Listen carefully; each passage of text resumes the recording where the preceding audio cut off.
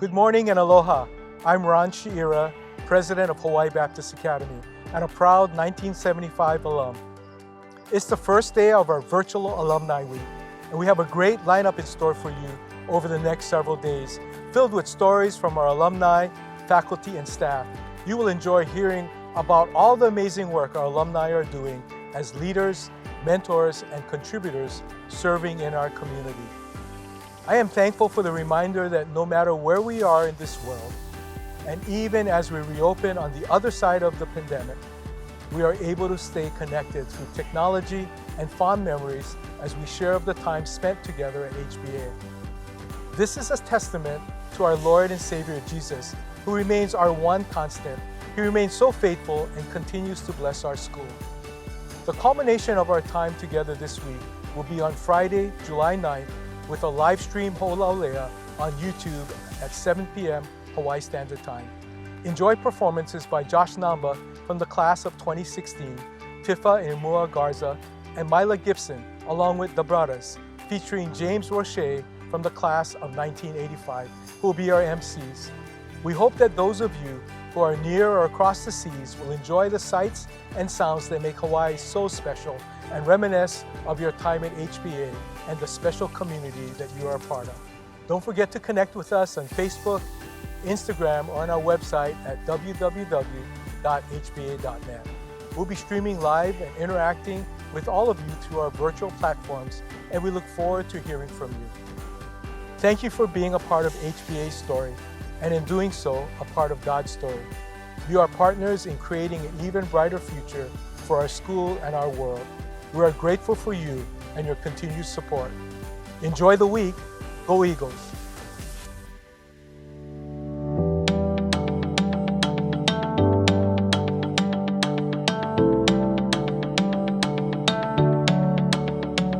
Hi everyone, we are so excited to be here on the very first day of our virtual Alumni Week.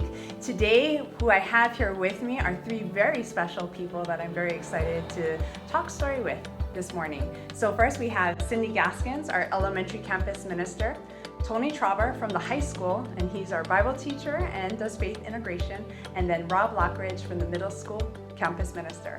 So thank you all for being here. Great. So just tell me about what your role, or how did you get to HBA, and maybe how long too have you been serving in your role at HBA? Well, I've been here about 20 years now, believe it or not. And I started at the middle and high, and then I went elementary, middle, and high, and then I went middle and high again, and now I'm just middle school. So I've bounced around a lot of times, but every one of these schools is just magnificent. I love working with each one of the kids, no matter what age they are. It is a pleasure to come onto campus every morning. It makes me smile. Tony, what about you? This is year 18. I started teaching, I taught middle school for 2 years. And then moved to the high school. In the last 4 years, I've worked with the Christian Ministry Advisory Team with camps and CWs. And then this last year was the beginning of the faith integration piece. Well, and I started about 10 years ago.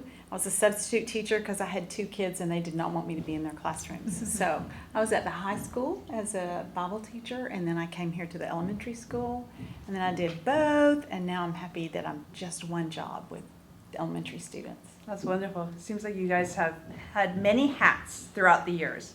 Tony, can you talk a little bit about faith integration? This is something a little new, so maybe talk about that.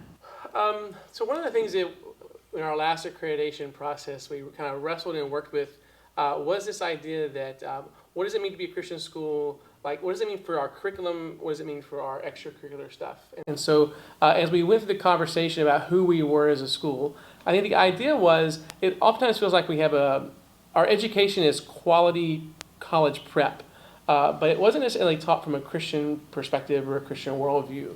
And so the question ends up being, how do you take the faith, this belief in Jesus that he is the way, the truth, and the life? How do you take that and bring that together with your regular curriculum in a way where if you're a Christian student, you're able to see this is what the faith means for writing poetry or for learning science or for studying history. And then for the non-Christian, it can look like, oh, this is another way that Christianity is different and that it makes sense of the world around us. So this is a process we're kind of going through to kind of think about how are we forming our students, but also in this kind of points to lead to serve, is the idea of how are we then also helping them join God in transforming the world. And how did the three of you work together? Being on the three separate campuses, you can kind of sometimes be in your own little world. How did the three of you folks collaborate? Well, one of the ways that we've been doing it now is we're getting ready for next year already and trying to put everything together to find out if we can have a theme that is supportable from everyone from kindergarten to high school senior. Is the language going to be okay? Where are we taking this? Can the teachers jump into this too so they can use that in their classrooms also? Because we want it to be integrated. Can we use it for off-campus ministries? You know, what are all the possibilities that we have here? So we work with our campuses and we work with each other to try to have, well, be of one body, you know, of one mind, of one body. And then, Cindy, can you maybe talk about the pandemic? It kind of threw everybody for a loop, and especially the way we think of chapel here at HBA, which is really special, where everyone gets together once a week. Talk a little bit about how chapel has been different this past school year. Wow, what a curious year. Yeah, we have not been able to be together, so that's meant filming every single week like y'all do for the high school and the middle school.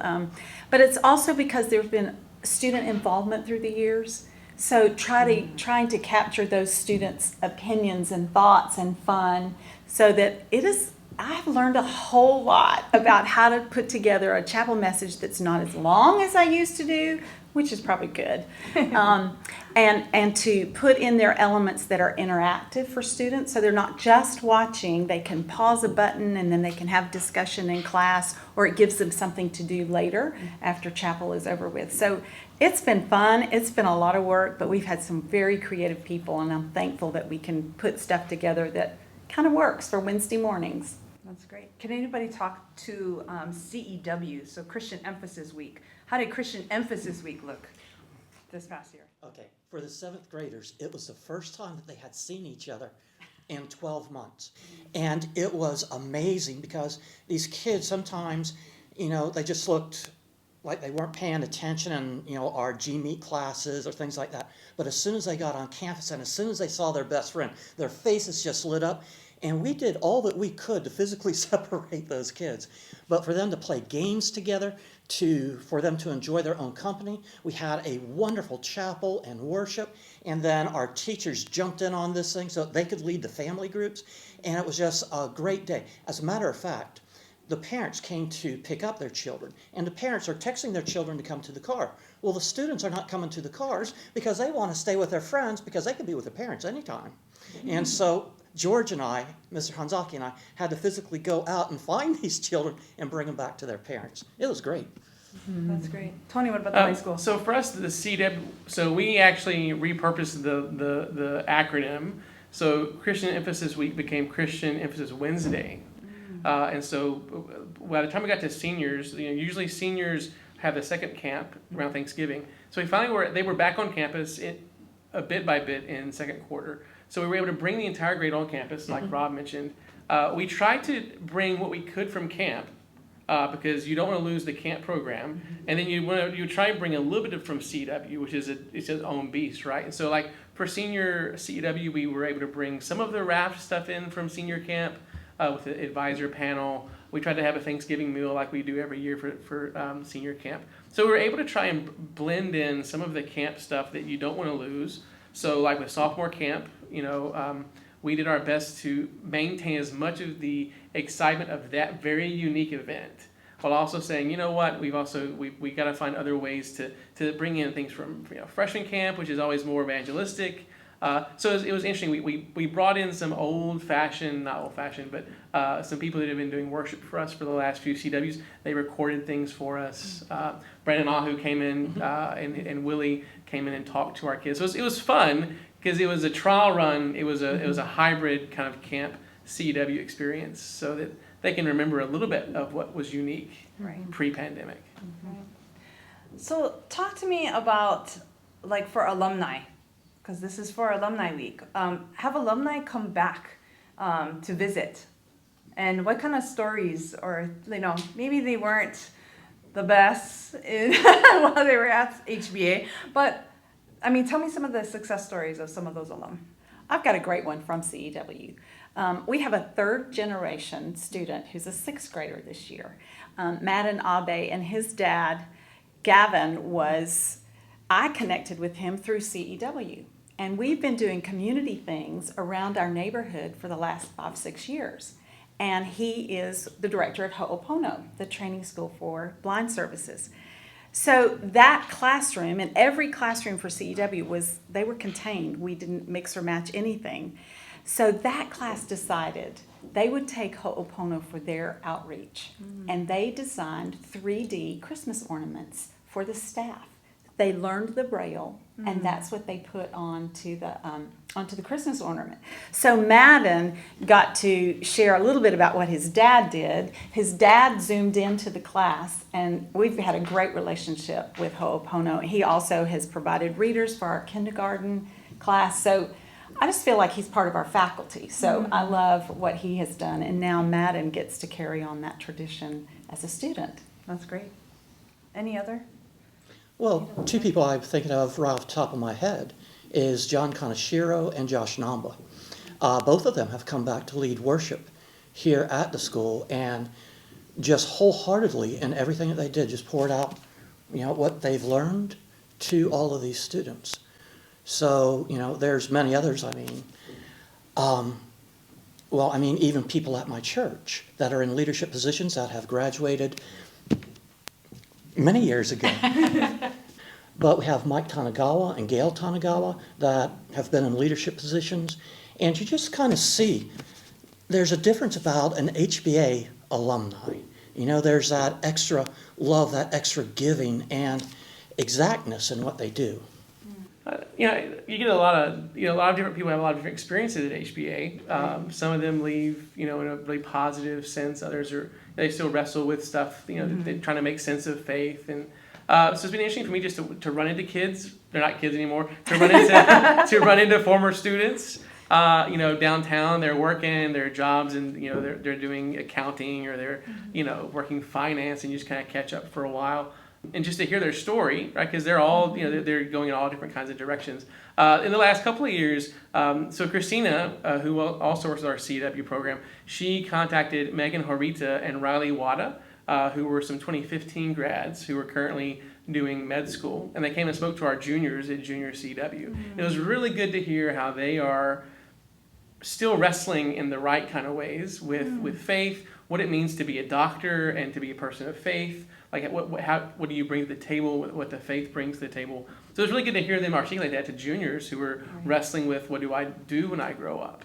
And then we have other alum that show up sometimes. Josh Namba with Chapel, oftentimes at Elementary campus. Up until the pandemic, Jarrett Shirai was coming and doing, with his church, was doing our worship for our camps.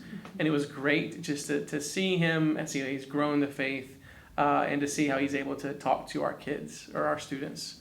It's always a pleasure and a privilege when they come back to visit, and we're glad for it. But it definitely is interesting to catch up and hear the stories they say or tell about college, about classes, and life.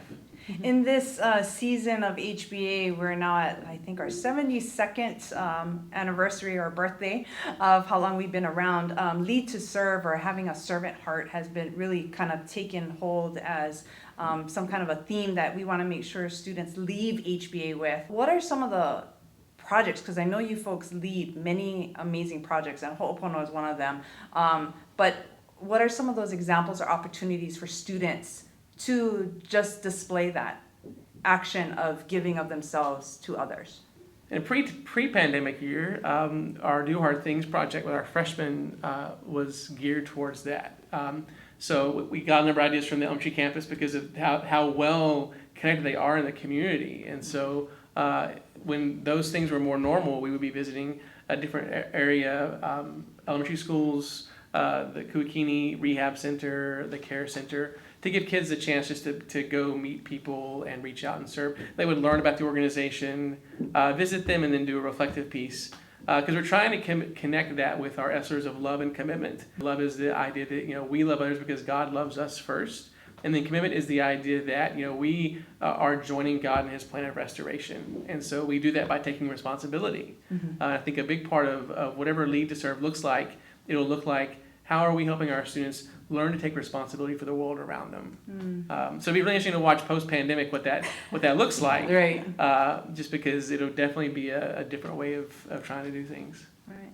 And kind of leading into that, we live in a really secular focused world where there's so much influence with especially social media and the things that are out there in the news. A lot of, like, maybe my generation and I'm not that old, but we used to say we never had to deal with those kind of things when we were in high school, and our students are now dealing with it, and at a much earlier age in elementary already starting, because of those influences. So what is your role, or what is your hope for these students in teaching them, about how to deal with, or as Tony, you've mentioned that word wrestle with it, but from a Christian worldview? I think one of the things that's important for elementary age children is just to know they can be curious, but they want to be curious in ways that they can be safe and they can look for truth. And that is a huge challenge when we have access to all of these ways. Here's a great example: the kindergartner. We asked them to give advice to seniors as they go off to college. And she said, well, my advice is that, well, no, she didn't say it that way. She said, I want to give you your device for college. And I thought, there's the influence of this year. And she meant that honestly, because I had her tape it twice. And she said, yes, my device for you is, and I thought, wow, we have got to pay attention to how we help them use them well, trust the source, and ask good questions. I think curiosity is a part of what we do here at the elementary school. That's good. You want to also kind of go with curiosity, this idea of humility. Humility is another one of our Esslers with curiosity. And humility is such a tricky word, because on one level humility can be like, step all over me and, just whatever. But humility is our response to God, because when we see God for who he is, we see ourselves for who we are. I think if we can help our kids, and this is also part of his social emotional learning, this idea if they can learn to have a right view of themselves, like see themselves the way God sees them, our hope is that also that would help them not have to go the routes that so many people do go when it comes to themselves and the world, the world around them, and having a view that isn't healthy or right. So I think that we want to remind them and show them how following Jesus helps us see things differently. And they can see the difference, hopefully. That's great. And maybe, Rob, you can answer this question. What is the role of the campus minister? Well, And I mean, especially at HBA, because not every school has this role on their campus, but HBA has placed an importance of this absolutely. role. It's multifaceted. First is to preach the gospel to the students and to their families as we're able to always make sure that they're learning about who Christ is, about his love for them. And we see this not just in chapels or anything, but through the classrooms, through the teacher interaction, inside and outside of the classroom, and just to make sure that we're boldly putting that gospel message in front of them. And once they accept Christ, to walk them through further. But there are going to be some students that don't want to, and we need to be there for them also. And another dimension of being a campus minister is to just listen, because everybody just wants to be heard sometimes. And so we will have students that will just come into our offices or into our rooms that they'll just say, I need to talk, or are you too busy right now, or can I talk to you? And then to just sit down and listen. And so one of the greatest things that we can give these kids is our time to hear them, and also to help them have that biblical view that Tony was just talking about, trying to move those conversations into gospel conversations. Yeah, I think one of my personal roles as a campus minister is the soul care of children, helping them understand what does it mean to have a friendship with God. But I also think it's for our faculty and staff, because I think there are times and places where if we're not pouring into each other, then we kind of run dry ourselves. So it's that integration, it's that curiosity, not just for the student, but for us as adults who serve here in this community. Right. So soul care, I think it's pretty important for all of us. I like that. What are your hopes and dreams for our students? And, like planting the seed. This year's theme has been about cultivation and cultivating. So about planting the seed, and what are your hopes for them once they leave HBA, that they always remember HBA for? Love. We want them to know that they're loved. And a lot of times, the students don't know what they have here until after they leave. And just like in the parable of the 4 types of soil, we can plant the seed, but it's up to God to grow it. And we know that sometimes we can plant the seed here, and they don't really realize it. It doesn't start beginning to grow in them until years later. They have different life experiences, as Tony was saying. But we still pray for them. We still want that seed to grow and to blossom. That's great. I think for me, I used to always say, we teach the Bible because the Bible is the one book we want you to read again after you graduate. And I kind of in my head the last year with Christian Ministries is this idea that we want that, but I really want them to be able to see that God is calling them into friendship with Himself. That you look at Jesus and His example with the disciples. You look at Paul and what he says to the churches. Really, you're joining God as a friend, right? Jesus says that a master won't tell you until it's time. A master will tell you what to do, but a friend is the one that lets you in on the why of it all. And so I hope that our students will start to see themselves as being called into friendship with God, and because of that, like Rob mentioned, this idea that you're also called into friendship with others. And so it's not just about you and God; it's about you and God and everybody else. And that's a big part of, I think, what the kingdom looks like. So they can walk away with just a glimpse of that. That'd be great. That's awesome. I think for me, it's about them knowing that there is a big story, and it's God's story, and that they, as a little person, fit into God's story. That, like Rob said, they're loved, and that they can have a friendship with Jesus, and they walk away with the truth, whether they understand it or not, that there is somebody bigger than me, and He cares about what I do and how I do it. So that's pretty special for each child. That's great. I didn't prepare any of you for this, but would one of you like to take the lead? And could you say a prayer for our alumni? Yeah. You're a good prayer. I'll pray. Thank you. Let's pray. Father God, we come before you right now. I thank you so much. We thank you so much for the people you brought through the doors of Hawaii Baptist Academy. I can see in my mind's eye people that are now in their 30s who I met as a 12-year-old, and just the awesome humility that comes from just being able to be a part of a story for just a sliver of time with these students who are now adults, with jobs and spouses and kids and grandkids and so many different things going on in their lives, Father. We pray that they would know that they, first of all, that they would know you, and that they would be in a loving relationship with you, that they would see you for who you are, and they would follow Jesus. We also pray that they would always know that there is a place that exists here in Nuuanu that they can also call home, a place that would love to see them, with people that would love to catch up, to hear their stories, to hear how you've been faithful, to share their sadness and sorrows with, because we believe that you brought them here for a purpose, you brought them here for a time and for a reason. And so we do pray wherever they're at in their lives right now, that they would know that you're with them, that you love them dearly, and that you are calling them into something amazingly good, your kingdom, the story that you're telling. Help us find ways to live in that story fittingly, in a way that will point others to you. So please bless these alum as they spend this time virtually this week, that they would feel just a taste of that love and that unity, that being one body, that being here was good and that it mattered. We pray this all in Jesus' name. Amen. Amen. Thank you so much. Thank you so much for your time and sharing a little bit more insight, and especially the stickiness of what this past year has been. But we know that God is always in control, and He is absolutely faithful. So thank you very much. Thank you very much. It was an honor.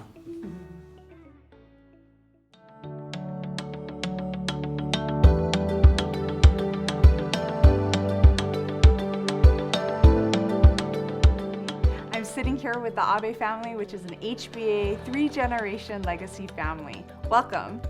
Thank you.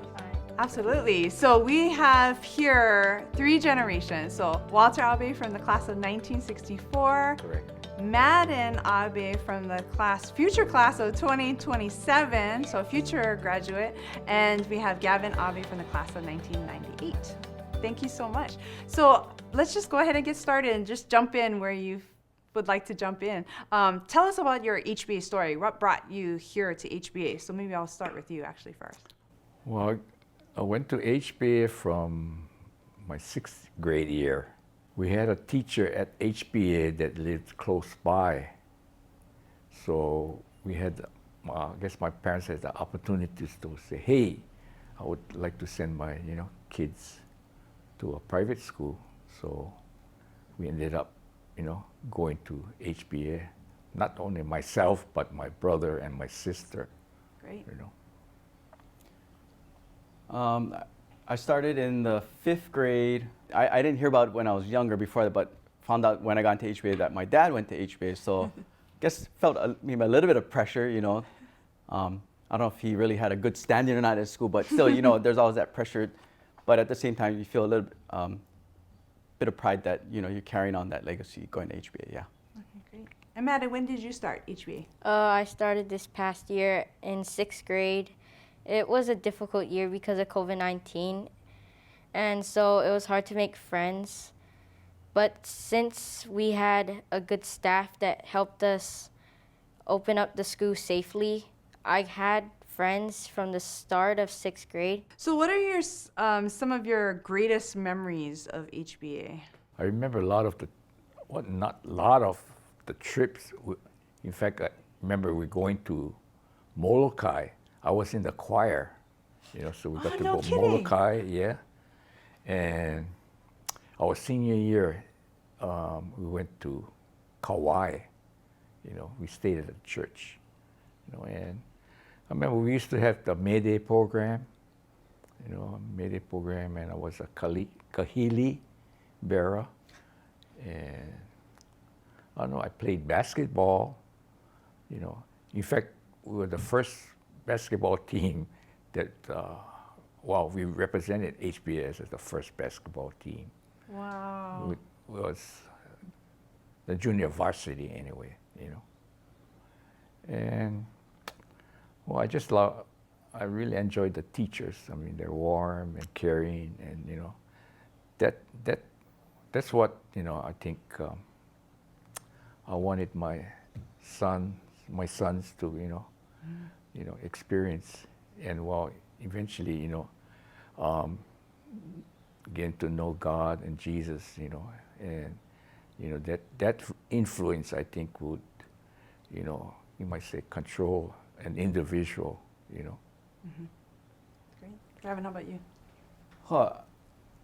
My first thoughts that come to mind my senior year, I mean, it was, I tell people that was like one of the greatest times of my life.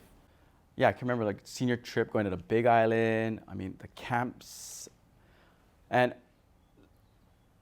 the biggest thing, 2 things from HBA are the relationship with God and the relationship with others.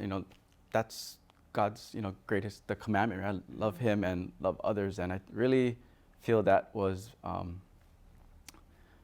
that planted that seed for me when my HBA years. Something when I got married and I had kids that I kind of wanted my kids to have that same experience. So when this past year, the opportunity for Madan to go to HBA, I mean, my wife and I feel it's such a blessing, and I hope that he gets to have those same experiences and feelings that I had throughout my years there. Great. Madan, you've had an interesting year as your first year at HBA, and you kind of talked about that, about going through school in a COVID year. But was there one activity or something fun that happened this year? Oh yes, dodgeball. We had a dodgeball tournament, and we played other classes from 6th grade. It was fun because we got to see other classes, and I got to meet new friends from the other classes since I didn't know any of them. That also helped me to be competitive, I guess, try to win. In a good way, right? Yeah. Very good. Talk about some of your most influential teachers. I believe, most influential was sixth grade teacher. The first year that I went, I needed a lot of help in my schoolwork, so she took the time even after school to tutor me. After leaving the sixth grade, well, I got to have teachers like Miss King, Miss Baker at that time, Mrs. Wong now, and our PE coach, Mr. Kanemura. I guess he kind of influenced me into going to Hardin Simmons University in Abilene, Texas. Two teachers was Mr. Lee, Sterling Lee, and Mitchell Dwyer. They probably might be the answer a lot of people get, but for me, I felt like they were just regular, everyday people. The teachers at HBA, like my dad said, are really warm, really caring, and not to say that those two weren't, but they really just came down to the student level in a way that they understood the struggles as a student, and it felt really real that you could go and talk to them about good and bad things that happen at school. And it was so cool that I remember our senior when Mr. Lee got married, he invited a bunch of my classmates, and we got to go to his wedding. And when I got married, he officiated my wife and I's wedding. So it's a relationship we still have to this day. Yeah. Oh, that's really special. Yeah. Yeah. And I guess that kind of talks towards what makes HBA really special and I think unique from other schools, wouldn't you say? For sure. Yeah. Yeah. I think, just the whole idea of relationships is one of the biggest things that I took away from my years at HBA. I maybe didn't realize it at the time when I was going to school, but when you graduate and things like that, just the memories you look back with all the experiences with your classmates, and not just people in your class, but above and below. Mm-hmm. Because it's a smaller school, you really kind of know a lot more than just people in your class. Maybe if you go to a larger public school that has 500 in your class, you don't know everybody, but you could probably look back at your yearbook and say, yeah, I remember so and so, I remember so and so, I remember so and so, and that again, that's a great feeling, and that's again something that I wanted Madan to experience. Gavan, share with us too the special relationship, speaking of relationships, between where you work at Ho'opono and at HBA. So Ho'opono, we're located close to the elementary campus. So maybe about 5 years ago, my secretary said, oh, you have a visitor in the front that wants to see you. So I went up, and it was Miss Cindy Gaskins, the pastor at the elementary campus. And we're talking story, and she introduced herself and saying for CEW, or she said Christian Emphasis Week, and I said, oh, I know CEW, and I explained to her I was a graduate and how they kind of do a community day, and that kind of started that seed for a relationship between HBA and Ho'opono, and us being, close by neighbors.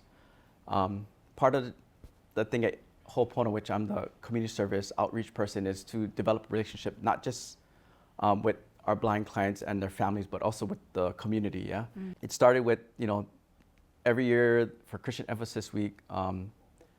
Then I started having some of our students in our training program go and reading Braille books at the kindergarten class. So I think it was 3 or 4 years we were doing that, but then obviously COVID happened and that had to stop. So hopefully when things get better, we can start that up again. It's really great to connect with HBA and have that relationship again. I just love HBA, and I want to do as much as possible to kind of give back or have a relationship with the school. And then Madan, as your dad's son, there was a special partnership too that you got to experience with Dad's work and HBA as a student. Can you talk a little bit about what the 6th grade class did with Mrs. Morihara's class? We learned about how to help blind people in the streets. You can say hi and ask for help. If they don't need help, you can let them go. And if they need help, you help them. And then we learned about canes, I think, how long they're supposed to be, and how you swing them back and forth. And then there was another project that you guys did with a 3D printer. Oh yeah, we printed like objects. Ornaments? Yeah, the ornaments, and then we wrote Braille names on them from my dad's work. But that's kind of neat. That's what makes, I think, HBA special when we talk about community and helping others, and then especially to have being a parent now, and then having your son get to experience kind of what you do at work, and his rest of his classmates can learn about that as well. Yeah, and then part of that relationship too with the school was letting the students know, especially at a young age, about disabilities and blindness, specifically, and how it's okay. Maybe I didn't get to experience that at such a young age, but to know that blindness is not a bad thing, yeah. And it's so cool because as a lot of these students got older, I've seen students who remember, hey, I remember you work at Ho'opono, and you help the blind there, and I guess that plants that seed that blindness is not like a barrier to living your life independently, and I guess that's kind of what we wanted to do with that relationship. Yeah, that's great. Madan, what do you enjoy most about HBA? Seeing my friends and teachers, because it was a difficult school year and my friends helped me fit in at this school. So I had fun with them at recess and helping and doing schoolwork with them. And the teachers, they helped us make this school safe to come to school and have fun still and have good education. So this can be a question for any of you, but how has HBA, really has a focus and its foundation is on faith. How has HBA influenced your faith? Whether you were here or was it the seed that was planted that blossomed later on in life? Yeah, I learned, there's a God and there's Jesus, I said that word or words wasn't in my, vocabulary or, my knowledge, but going to HBA, enlightened me, and I had a direction, I think if I didn't go to the HBA, I might have gone the other route in life, but with HBA, you might say, it kept me straight and, guided me through today, In fact, I got to go to school on the mainland and go to Hardin-Simmons, which, is a Southern Baptist, environment. And that being the Bible Belt too, that area, played a big influence, in my life. That's great. Yeah, for me, I guess I went to private school growing up my whole life. I didn't go to HBA till 5th grade, but they talk about God, you go to chapel and things like that. I knew God, but I really didn't have a relationship with God until maybe my senior year, and that was due to the fact with my classmates and even some people a few grades lower, we started going to a youth group in Kailua, and that really got me to have a better relationship with God, especially my senior year. And again, you talk about planting the seed, and I went away to college and kind of lost that a little bit, but getting married, becoming a parent, I always wanted my kids to have God in their life, and now, going to church and taking Madan and his brother Micah to church, it's a good feeling, and I attribute a lot of that to HBA, us having classes, chapel every week, and the reinforcement from teachers as well. So it's such a great environment, and I guess like my dad talked about, that's why he sent my brother and I, and that's why it was always my dream to send my kids to HBA to have that. That's great. So how does it feel to be called a multi-generational HBA family? What does that mean to you folks? It's good because you feel proud that my papa and my dad went to HBA and graduated. So it puts some pressure on me to graduate and not fail this school. So yeah. You're a very well-spoken young gentleman, so I know that you will do really well, and you'll make them both proud. You've already made them proud. So, final question, but in your opinion, what makes HBA so special? I guess with the Christian environment, you know, that influenced me in the direction that, you know, the positive direction I should, you know, take in life. And without that, like I said, I would have probably gone taken the other road, you know. So I'm glad it has brought me to where I am today, you know, a law-abiding citizen. Yeah, God and others, and whenever someone says HBA, it always brings a warm feeling to me, especially when I know people like their kids go to HBA or they graduate HBA. You know, it's always, you know, it's a different feeling. Just, you know, it's like almost like a special group that, you know, you're an HBA alum or you're attending HBA, and I still have a great relationship with my classmates. About 7 of us are really, really close, and again, that experience and that feeling, I'm hoping Madan has that when he grows up and gets older, and who knows, maybe his kids might have the opportunity to attend HBA as well. Yeah, so, you know, as a parent now, I see what my dad sacrificed for my brother and I to go to HBA, and I mean, it's a blessing. When you're going to school, you don't realize it. You know, you don't know how much your parents sacrifice for you to have that opportunity. But as a parent now, I see that, and I really, you know, thank my dad and my mom for that. And I'm hoping Madan, when he gets older, has that same experience as well. Yeah. Well, thank you so much for joining us and sharing your legacy story with everyone for our Alumni Week. So thank you very much. And Madan, I know there's a bright future for you, so look forward to hearing more about you as you go into the upper grades. Thank you again. Thank you.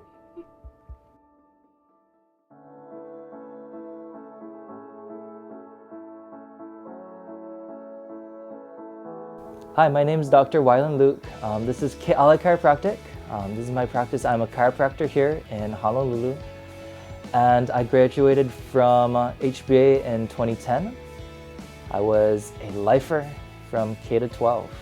So in chiropractic, what we do is I look for the alignment of the spine and the nervous system, and I try to get it as straight as possible, as well as getting the body functioning as best as it can.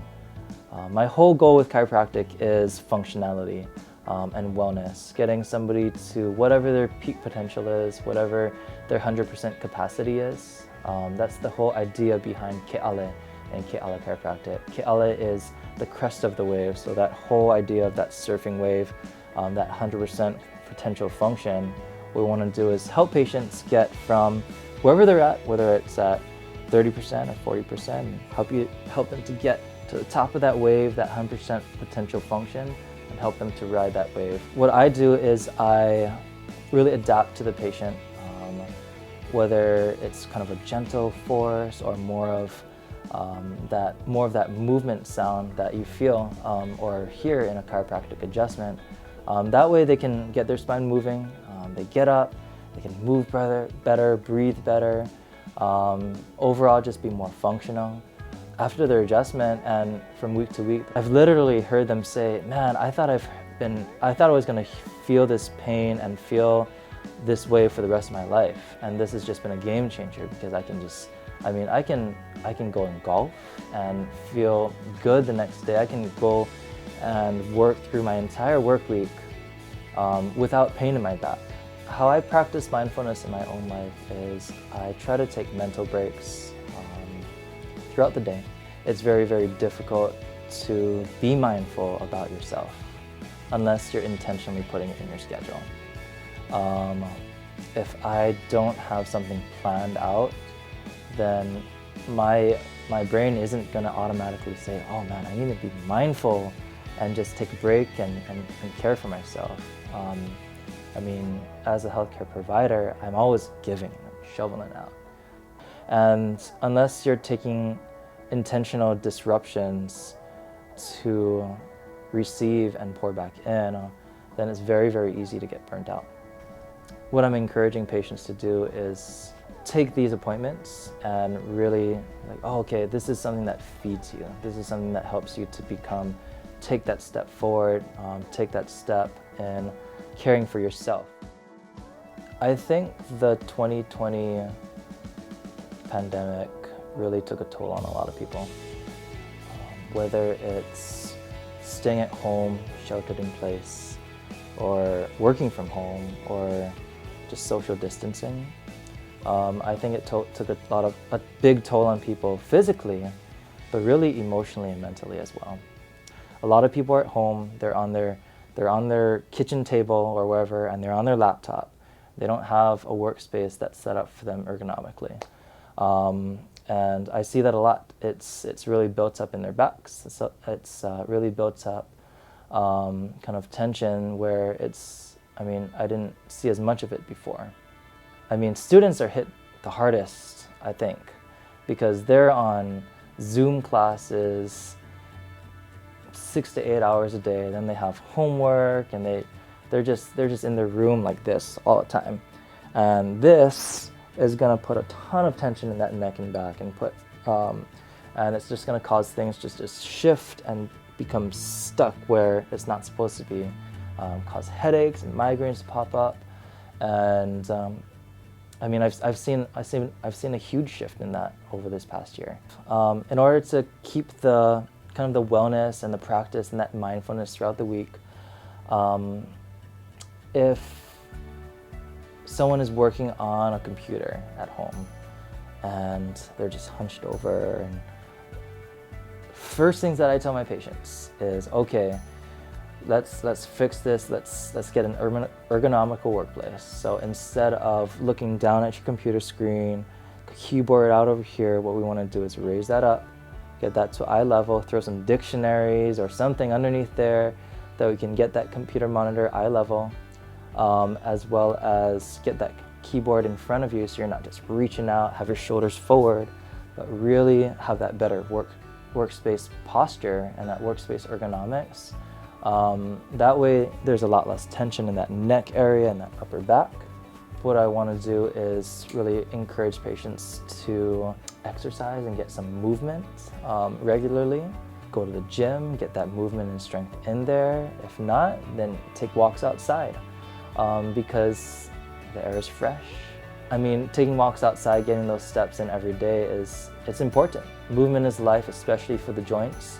When you're in that static work position, whether you're on your computer or you're in a truck driving or you're doing labor kind of construction work, well, I mean, the movement is important, and getting those joints moving properly is important. So if you're stuck like this for 6 to 8 hours a day, I mean, you get up at the end of the day and you're like, oh, what have I done to myself? I want to encourage you, every 30 to 45 minutes, let's have you stand, roll your shoulders, going through like that, kind of get that neck retractions in there, getting good posture, stand and kind of move around and walk around the house a little bit, around the office, get some water, stay hydrated, and then kind of sit back down and focus back in. Just like how we had 45-minute classes. Like at the end of that 45 minutes, it was important to stand and get moving. Otherwise, your body and your mind just becomes old fast, and we don't want to become old fast. So, yeah. Thank you for joining us for our first day of Virtual Alumni Week. We hope you enjoyed catching up with our campus ministry team, the Abe Family, and our mindfulness moment with Wyland Luke. Each day, we'll be doing a lucky draw for some prizes throughout the week. You have until 10 p.m. Hawaii Standard Time to be one of 5 people to receive a free alumni shirt. Just email us at alumni@hba.net and let us know your name, graduation year, t-shirt size, mailing address, and what you've been up to lately. We will announce the winners on our Instagram and Facebook accounts at HBA Alumni.